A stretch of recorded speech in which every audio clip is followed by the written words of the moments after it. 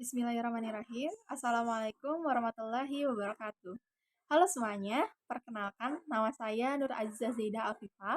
Saya di sini ingin mengajak teman-teman untuk belajar bersama mengenai tema pengalaman-pengalaman keberagamaan. Nah, jadi pada awal abad ke-20, psikologi modern tuh mulai muncul. Nah, terus banyak para ahli yang tertarik gitu ya terhadap studi pengalaman beragama. Salah satu studi yang udah dilakuin sama William James tentang pengalaman beragama. Studi tersebut dijadiin bahan kuliah umum di Universitas Edinburgh, terus diterbitin dalam buku yang berjudul The Varieties of Religious. Buku itu tuh sangat populer dan dianggap sebagai salah satu tonggak penting dalam bidang studi psikologi agama.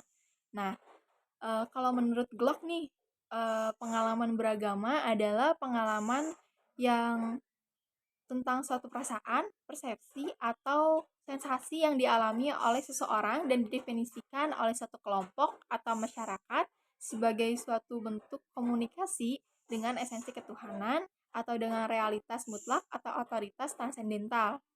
Nah, ada dua unsur dalam pengalaman beragama. Yang pertama tuh adanya komunikasi dengan hal-hal yang bersifat ketuhanan atau transendental. Yang kedua, adanya suatu konteks atau suatu kelompok atau masyarakat yang memberikan legitimasi bahwa suatu pengalaman itu adalah suatu pengalaman beragama. Kalau menurut Stark, beliau mendefinisikan pengalaman beragama sebagai suatu perasaan berhubungan dengan sesuatu yang supernatural. Kalau menurut Moore and Hebel, mereka mengemukakan pentingnya pengalaman beragama sebagai suatu pengalaman dalam konteks suatu tradisi keagamaan tertentu. Nah, Rodney Stark ini membagi pengalaman beragama ke dalam 4 tipe nih. Tipe yang pertama itu ada tipe confirming, di mana dia tuh kayak adanya kesadaran akan Tuhan gitu ya. Kesadaran akan Tuhan secara tiba-tiba gitu. Dia tuh ngerasain bahwa keyakinannya tuh benar akan adanya Tuhan tuh. Misalnya nih, kayak kita tuh menyedekahkan sebagian harta. Lalu kita tuh dapat balasan rezeki yang berlipat setelah menyedekahkan harta tersebut. Atau misalkan kita dapat kelancaran dalam menjalani hari-hari kita nih. Nah, atau misalkan ya, kita tuh melaksanakan sholat dan kita tuh mendapatkan ketenangan hati setelah melaksanakan sholat tersebut dan merasa bahwa oh Allah itu cinta kita gitu loh. Nah, yang kedua ada tipe responsif. Ini tuh nggak hanya menyadari adanya Tuhan gitu, tapi dia juga ngerasain bahwa Tuhan itu memperhatikan dia, Tuhan mengabulkan doa dia, terus juga dia tuh mendapatkan pertolongan dari Tuhan, terus juga dia merasa sebagai orang yang diselamatin lah sama Tuhan gitu. Misalnya tuh kayak kita tuh mau ngelakuin hal buruk nih, misalnya minum alkohol atau misalkan mencuri gitu ya. Nah, kita tuh merasa kayak ada yang memperhatikan kita gitu, memperhatikan perbuatan buruk tersebut gitu. Maka kita tuh langsung ngejauhin perbuatan itu karena takut gitu. Atau misal kita tuh ngerasa gelisah nih, aduh belum sholat nih, atau udah aku nggak usah sholat aja gitu. Karena eh, kita ngerasa Allah itu memperhatikan kita dan kita tuh takut ternyata nggak jadi kita takut dosa gitu atau takut masuk neraka gitu, gimana ya kalau nggak ngelaksanain itu gitu, makanya kita melaksanakan sholat tersebut gitu.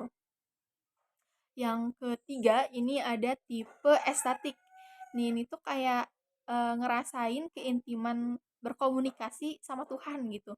Ini tuh kayak dipenuhi rasa cinta, bahagia, dan damai gitu. Tapi disertai kondisi psikologis dan manifestasi tertentu. Misalkan kayak merasakan bahagia dan damai gitu setelah kita melaksanakan sholat tahajud. Atau misalkan ketika udah beres sholat duha nih dan berdoa sama Allah untuk manifestasi, ya Allah misalkan lancarkan hari saya gitu atau kayak gimana gitu. Nah, atau misalkan sebelum tidur nih kita tuh evaluasi diri apa yang udah kita lakuin hari ini dan kita tuh nginget-nginget lagi apa yang udah kita dapat hari ini dan kita bersyukur atas nikmat yang udah diberikan tersebut dan kita berdoa gitu untuk dijadikan lebih baik di hari esok. Nah, yang keempat ini ada tipe revelasional. Ini tuh nggak hanya sebagai orang yang terpilih dan cinta kepada Tuhan ya, tapi juga menjadi utusan Tuhan. Ini tuh kayak pengalaman beragama yang paling tinggi. Ini tuh cuman dimiliki sama nabi dan rasul. Kayak pengalamannya Nabi Muhammad yang menerima wahyu pertamanya di Gua Hiro. Atau pengalamannya Nabi Musa yang bisa berbicara dengan Tuhan di Bukit Tursina secara langsung. Uh, kita tuh harus hidup kayak burung elang yang punya dua sayap. Otomatis kedua sayapnya itu kan harus seimbang ya kalau mau terbang itu. Maka sayap itu tuh harus diisi sama rasa takut dan harapan kepada Allah. Kenapa? Agar kita tuh dapat menjauhi larangan-larangannya dan mendorong kita kepada kebaikan gitu. Terus juga kita tuh bisa percaya pada Allah atau Tuhan kita bahwa apapun yang terjadi dalam hidup ini dapat diselesaikan dengan cara berdoa, ikhtiar, dan tawakal kepadanya. Nah, lalu selanjutnya ada pengalaman mistik nih. Pengalaman spiritual yang dimana kita tuh ngerasain bersentuhan dengan sesuatu yang bersifat ketuhanan. Nah, ini tuh ada beberapa sifat ya. Yang pertama tuh ada ineffable. Kayak ini tuh pengalaman yang gak dapat kita ungkapin sama kata-kata gitu. Dan sulit dideskripsikan secara verbal. Hal ini tuh biasanya tuh penyebabnya tuh disebabkan dua hal. Adanya keterikatan dimensi emosional yang sulit diekspresikan secara verbal gitu. Karena memiliki kedalaman dimensi spiritual. Nah, dua alasan itu tuh menjadikan pengalaman mistis hanya bisa dipahami oleh orang yang pernah ngerasainnya dan oleh dirinya sendiri gitu. Terus ada noetik nih. Pengalaman ini tuh gak hanya memiliki aspek emosi, tapi juga ngerasain kedekatan dengan Tuhan dalam aspek kognitif. Kalau dalam Islam tuh dikenal sebagai ilmu laduni. Ini tuh kayak pemahaman atau keilmuan yang diperoleh bukan lewat metode belajar secara kognitif, tapi melalui intuisi yang muncul berbarengan sama pengalaman mistis. Misalnya tuh kayak pengalamannya Jalaluddin Rumi. Beliau tuh seorang sufi yang terkenal di barat sebagai pemimpinnya Whirling Dervish. Kayak kelompok sufi yang nerapin teknik memutar-mutar tubuhnya kayak gangsing gitu sebagai bentuk latihan spiritual. Teknik ini tuh dapat menimbulkan pengalaman spiritual dan perasaan dekat dengan Tuhan gitu. Nah, ini tuh kayak pada saat dia tuh berputar, Jalaluddin Rumi tuh mendapat pengalaman mistis kayak perasaan cinta yang bergelora kepada Tuhan. Ini tuh saya pernah nonton gitu ya di YouTube yang dipaparkan oleh Dr. Fahrudin Faiz tentang cinta Jalaluddin Rumi gitu. Jadi katanya waktu itu tuh Jalaluddin Rumi itu lagi sumpah. Terus dia berkunjung ke salah satu muridnya, yaitu Salahuddin. Beliau itu tukang besi yang biasa nempa besi. Nah, saat itu Jalaluddin Rumi itu lagi termenung, tapi tiba-tiba dengar tempaan besi yang suaranya ting ting ting. Lama-lama di telinganya beliau itu terdengarnya itu kayak bunyi wirid, kayak bunyinya tuh kayak Allah, Allah, Allah. Secara gak sadar tuh tubuhnya tuh ngikutin gerak gitu, ngikutin irama ketukan besi itu. Nah, dari situ Rumi itu berputar, dari situ lahirlah Whirling Dervish. Nah, katanya topi yang tinggi itu isyarat dari keburukan ego, nafsu, dan hasrat duniawi. Kalau bajunya putih kan, itu kayak ego yang udah ditutup diri gitu ya, ditutup diri sendiri, ditutup oleh cahaya amal, kebaikan, dan kesucian. Nah, di pertengahan pertunjukan tuh ada jubah hitam yang dibuang. Itu katanya membuang segala keburukan dalam diri untuk lahir kembali. Itu yang saya tonton. Linknya nanti saya taruh di deskripsi ya untuk penjelasan lebih detailnya gitu. Yang udah dipaparin sama Dr. Fahrudin Faizi tersebut.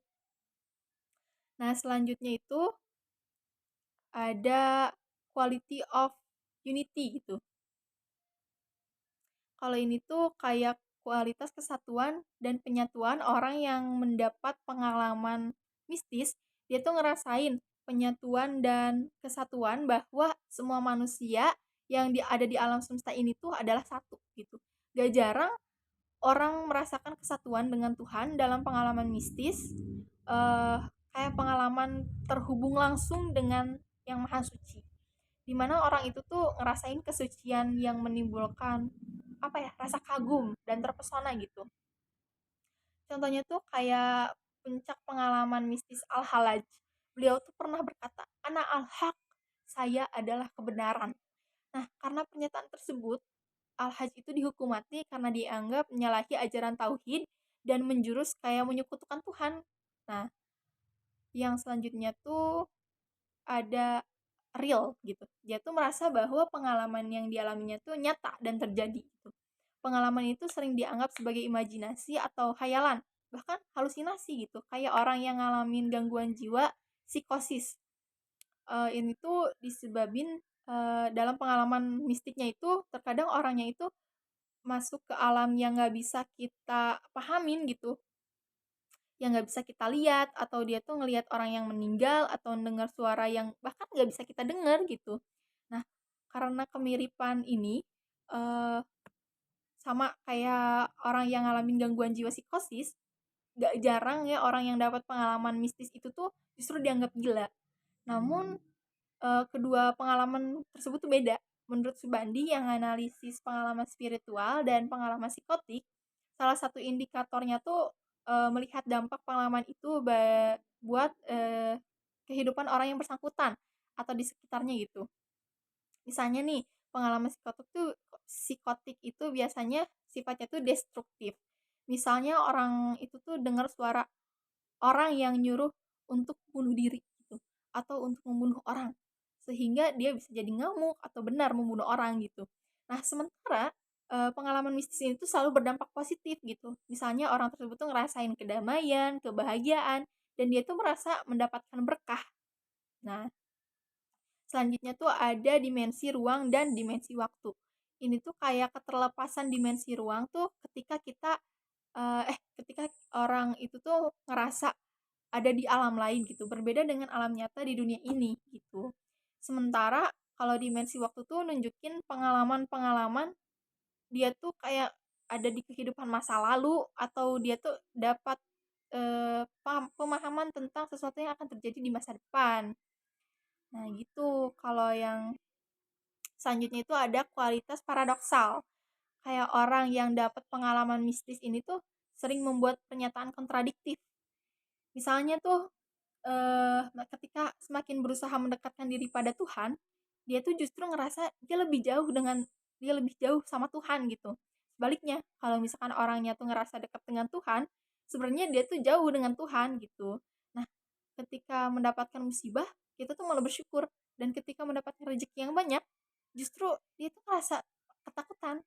Nah, katanya karena di balik musibah itu ada rahmat, sementara di balik kesenangan itu mungkin akan ada kesedihan.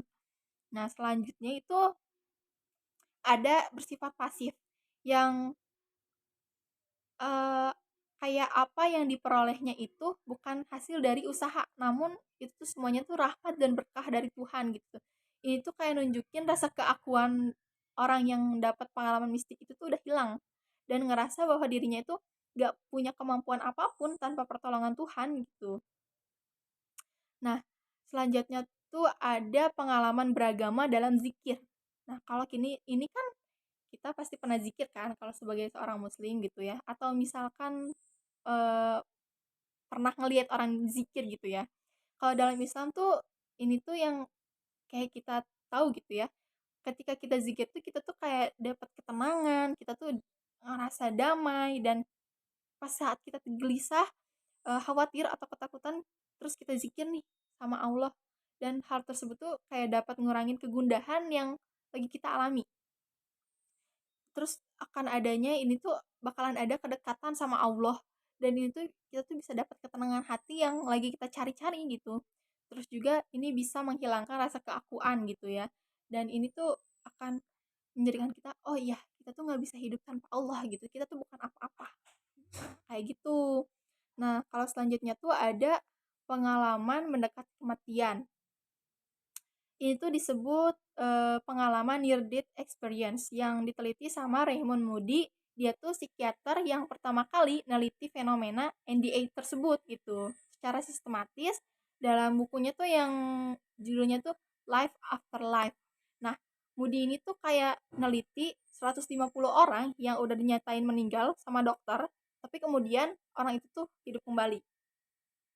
Nah, katanya yang menariknya itu mereka tuh punya pengalaman yang mirip meskipun ada perbedaan di pengalamannya itu. Nah, salah satu peneliti yang mengkaji NDA ini di Indonesia tuh Fahru Razi gitu ya. Katanya ditemukan elemen-elemen dari pengalaman mendekati kematian. Kayak pengalamannya tuh ada yang dengar suara aneh, kayak suara ngedenging saat orang itu tuh mau mati gitu. Terus juga ada pengalaman hilangnya penderitaan dan adanya perasaan damai gitu ya. Terus juga merasakan sakit dan akan mati tuh sebagian tuh kayak ngerasa sakit yang luar biasa gitu, tapi setelah keluar dari tubuhnya tuh rasa sakitnya tuh hilang dan mereka tuh kayak ngerasain damai aja gitu. Terus juga pengalaman berikutnya tuh ada perasaan kayak keluar dari tubuh. Mereka tuh ngerasa sensasi yang naik dan ngambang di udara gitu ya. Di atas tubuh mereka, mereka tuh kayak gini loh. Mereka tuh ngelihat tubuhnya itu ada gitu. Dia ngelihat kayak gini, di bawahnya tuh kayak dia ngelihat tubuhnya tuh ada. Misalkan kita tuh lagi di rumah sakit nih, terus dia tuh tiba-tiba kayak ngambang gitu, kondisi kritis gitu. Terus dia tuh tiba-tiba naik ke atas ngambang tubuhnya, terus dia tuh ngelihat tubuhnya tuh dikelilingin gitu sama tim medis gitu ya. Terus dia ngeliat kejadian itu tuh, "Ya udah weh nonton gini," gitu. Eh, Terus orang itu tuh kadang coba buat komunikasi sama mereka tuh, tapi yang dia ajak buat komunikasi itu nggak ngerespon. Dari situ dia sadar, bahwa dia tuh udah mati gitu, dia nggak hidup lagi. Terus dia juga dengar percakapan-percakapan dari dokternya bahwa orang itu kritis atau kayak gimana. Nah, kayak gitu makanya dia ngerasa, oh saya udah mati gitu. Terus selanjutnya tuh ada pengalaman ini tuh kayak dia masuk ke terowongan. Dia tuh kayak ngerasa ditarik masuk terowongan, tapi di situ gelap banget. Tapi dia tuh kayak apa ya, ngelaluin terowongan gitu. Eh Terowongan yang gelap, tapi pas dia ngelaluin terowongannya itu tuh cepet banget sampai dia ada ke suatu alam gitu ya yang berkilauan cahaya gitu, putih keemasan gitu ya. Meskipun mereka tuh takut, tapi mereka tuh nggak ngerasa mereka tuh bakal pergi ke neraka atau jatuh ke neraka gitu katanya. Kalau yang selanjutnya ini tuh ada pengalaman yang orang tersebut tuh tiba-tiba naik ke atas langit gitu ya, tapi cepet gitu. Terus dia tuh bisa ngelihat bumi sama alam semesta kayak yang dilihat astronot. Jadi ya udah, dia tuh ke atas langit. Terus dia ngelihat aja yang ada di bumi tuh kayak gimana. Pengalaman selanjutnya tuh kayak ini tuh dia tuh ketemu orang yang dia kenal tapi udah meninggal tapi dalam bentuk cahaya gitu.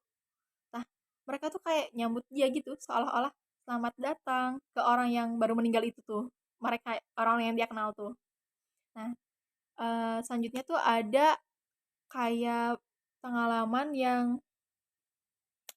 dia tuh ketemu sama wujud cahaya yang bener-bener silau mungkin ya, yang kuat banget si cahayanya itu, pancarannya itu. Tapi kayak penuh cinta dan kasih sayang gitu. Ini tuh katanya sering digambarin kayak sosok Tuhan, Yesus, atau tokoh keagamaan. Nah, kalau dalam Islam tuh biasanya diyakini sebagai malaikat, kayak gitu. Terus juga ada pengalaman yang kayak ada wujud cahaya yang nunjukin ke orang itu kehidupannya dia dari kecil sampai dia meninggal tuh kayak gimana, kayak diputerin dalam bentuk film gitu, mungkin kayak film dokumenter gitulah. Terus dia tuh nggak hanya tahu perilaku dia aja, tapi juga dia tahu perasaan pada saat peristiwa itu tuh perasaannya tuh kayak gimana. Nah kayak gitu. Terus juga ada pengalaman kalau orang ini tuh kayak gak mau balik lagi ke dunia ini gitu ya. Kayak ada wujud cahaya gitu loh yang minta dia tuh, "Ayo kembali kembali kembali," gitu. Karena belum waktunya buat meninggal gitu. Tapi seringnya tuh orang yang meninggal itu tuh gak mau balik lagi, gak mau kembali lagi gitu. Biasanya tuh orang yang kembali lagi tuh orang yang memang dia itu belum bisa ninggalin orang yang disayanginya di dunia gitu. Nah, tadi kan udah eh, kita pelajari ya beberapa eh, tentang pengalaman-pengalaman beragama, bahkan sampai pengalaman-pengalaman kematian juga. Mungkin segitu yang dapat saya sampaikan gitu ya di video ini tuh. Terima kasih sudah menyimak video ini sampai akhir. Semoga dapat bermanfaat dan bisa menambah ilmu untuk kita semua. Semoga kita diberikan kesehatan selalu sama Allah ya. Dan mohon maaf apabila banyak kesalahan dalam berucap. Wabillahi taufiq wal hidayah. Wassalamualaikum warahmatullahi wabarakatuh.